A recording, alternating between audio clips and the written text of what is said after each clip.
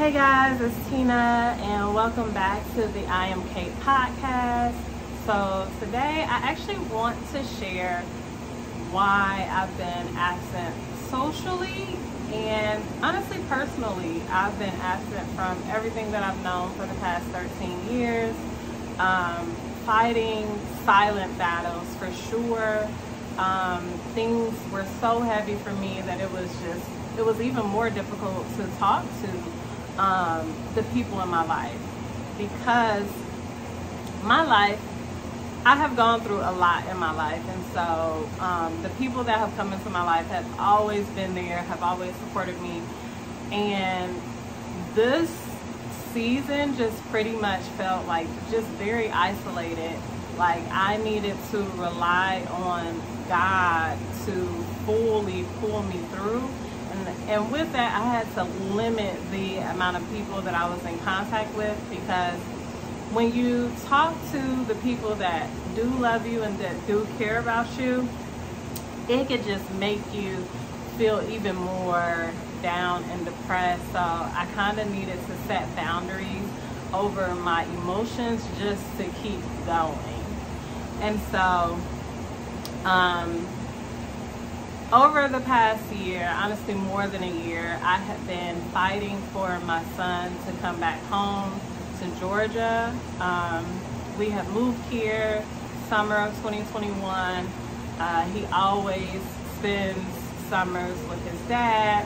Needless to say, my son left for the summer and never returned home to me. This situation snowballed so much that we ended up in court. And so going through the court system, it is a very long process.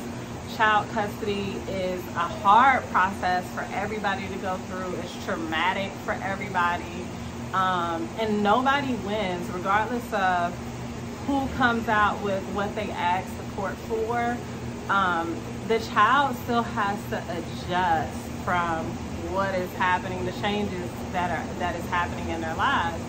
And so I found myself on trial. You know,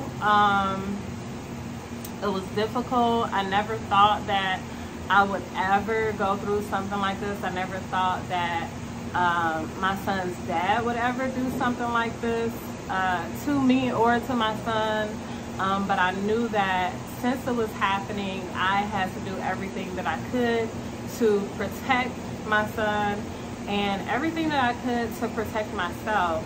I was actually just watching a video, and the first thing that was said on that video was, you have to watch who you have kids with, which is very true.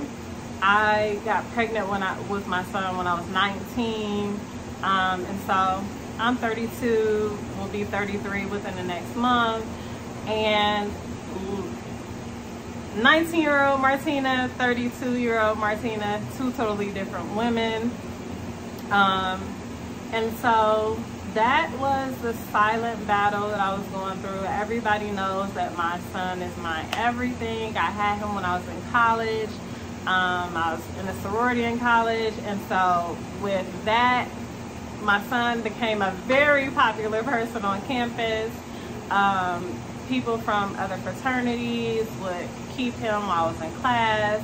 And these are the people that also supported me throughout this time. I've had to fly back and forth to Maryland because that's where my son was during this time. And so you can imagine, one, losing something so close to you. Like, he spent every day of majority of the days of his life with me. Our lives have just been shared together since he was born. And so having to go through the process of hiring an attorney, having to go through the courts and navigate something that you have absolutely nothing to, you know nothing about. And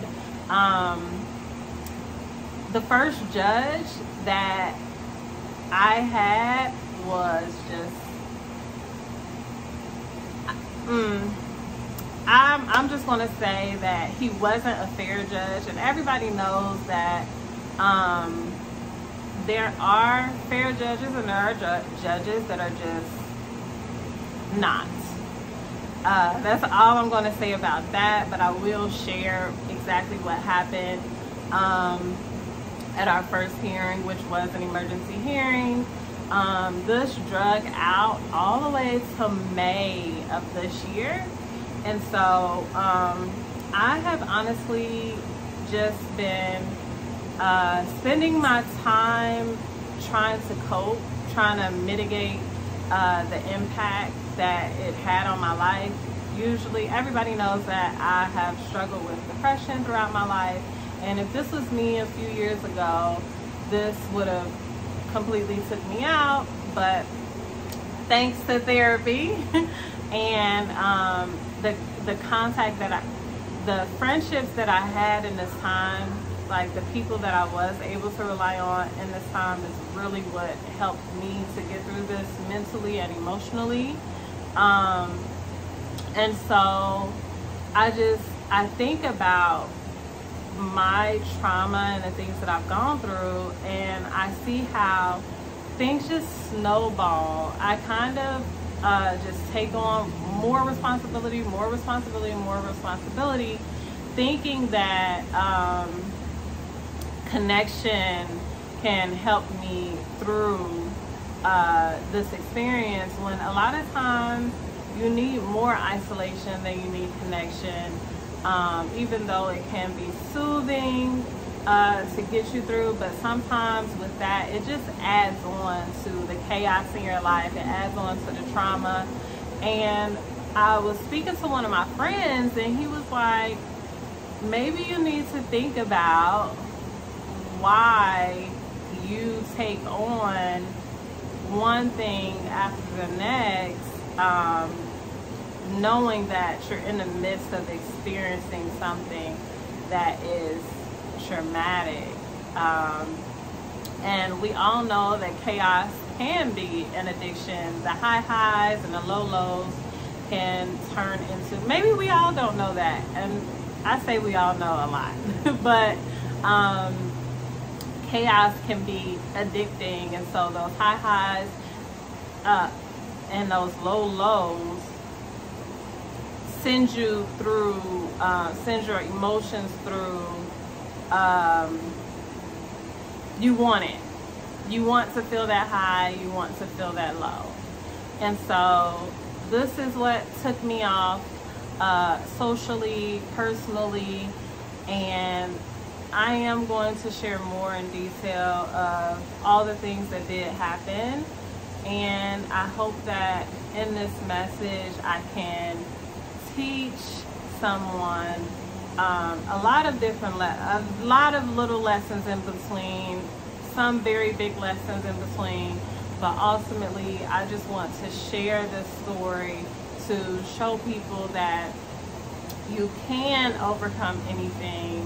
The process that you have to go through mentally just to heal, and understand that once you detach yourself from an outcome, it makes it easier for you to move forward and go after the things that you want and desire.